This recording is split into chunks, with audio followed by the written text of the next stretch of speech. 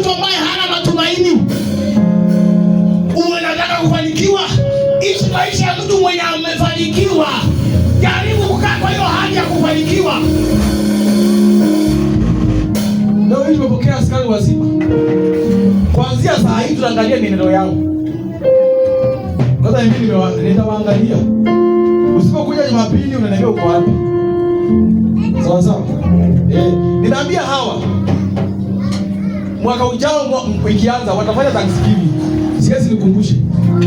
Nataka wafanye Thanksgiving. Mwalimu atawaelekeza. Utawashikilia tu. Sawa? Thanksgiving. Leo ni nini? Nahitaji ngoma. Sasa walazimisha. Wakiwa ni ngumu awaambia afisa tuwe. Hatuwezi. Si sawa? Waongelesha wazee kama hao, wawasaidie. Nataka hiyo siku wanasimama hapa na Thanksgiving yao. Mniangalie tarehe Januari. Hata kama ni Januari ni ngumu. Haleluya. Lazima ukae kama muujiza wako. Ni safari unaanza. Anza kung'ang'ana. Angalia kidogo. Wakati ambapo umefika wakati wake wa kutambaa, wa kutembea, hata ngojea siku ifike asimame na aende. Ataanza kutambaa, ashikilie vitu akianguka. Hiyo ndio njia ya kuishi kama muujiza yako. Lazima uanze kujaribu, usonge na mbele. Hata kama mbele ni kugumu, lazima ung'ang'ane usonge ili Bwana aone nguvu zako. Mpendwa, lazima Bwana atatembea kwa hali yako mwezi huu wa Novemba. Lazima Bwana atabadilisha hali yako mwezi huu wa Novemba. Angalia wakati ambapo Yesu alimwambia mambo yake, mstari wa 28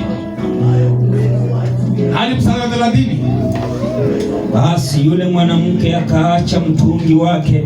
Acha hapo. Yule mwanamke akaacha mtungi wake. Aliacha mtungi wake. Unataka maisha yako yabadilike, kuna vitu lazima usiache. Umekutana na Bwana, kuna vitu lazima usiache. Kama ni mambo ya dunia, lazima uachane nayo. Maandiko inasema akaacha mtungi wake. Akafanyaje? Akaenda zake mjini. Akawaambia watu, njooni mtazame mtu aliyeniambia mambo yote. Asante. Akaacha mtungi, akaenda mjini. Na hakuenda tu, akaenda akawaambia watu. Huyu mwanamke alikuwa na uadui na watu wengi sana. Alikuwa anachukiwa, lakini maandiko inasema wakati aliacha mtungi, alienda mjini na akawaambia watu. Wakati Bwana anakupea maji ya uzima wa milele, utaacha hali yako ya zamani, uende mjini, uwaambie watu, Bwana amenibariki, Bwana ameniinua. Lazima utaacha hali yako ili uende mjini, uwaambie watu, mimi si yule mmezoea. Uwaambie watu, mimi si yule kaza tena. Uwaambie watu, saa hii niko na kazi. Uwaambie watu, saa hii niko na ndoa. Endelea kidogo. 30. Basi wakatoka mjini wakamwendea. Rudi nyuma. 29. Njooni mtazame mtu aliyeniambia mambo yote niliyoyatenda. Je, hamkuamini huyu kuwa ndiye Kristo? Je, hamkuamini huyu kuwa ndiye Kristo? Kahaba anaenda kuhubiri. Walikudharau na hali yako, utaenda uambie miujiza yako. Walikudharau na kazi yako, wanakuona kama ufai. Wataona Mungu wako akifanya kazi. Just imagine, huyu kahaba anasema, njooni muone anayejua siri zangu. Nimekaa na wanaume 5, lakini huyu wa 6 ako na mambo ya utofauti. Sisikie mimi nzuri. Alikaa na wanaume 5, alitembea na wanaume 5, lakini hawakumsaidia. Hapa nakutana mwanaume wa wanaume ambaye ni Yesu Kristo. Anabadilisha hali yake. Wale ikaubebisha maofisi, wamekukataa. Umepiga masimu, wamekukataa. Leo hii Bwana anasema anakuja kwako, abadilishe hali yako. Anakuja kwako, akuinue tena. Anakuja kwako, akubariki tena.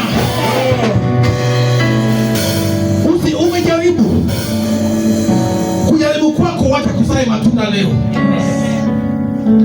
Kujaribu kwako lazima mambo yataenda kufanyika.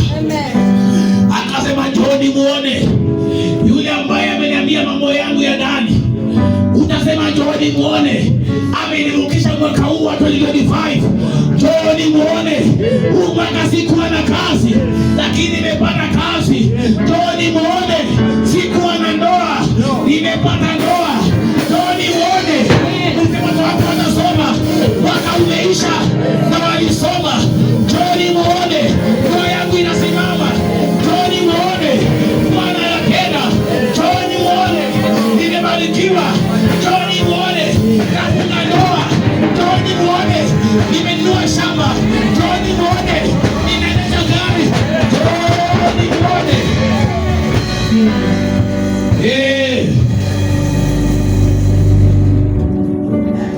Bwana anasema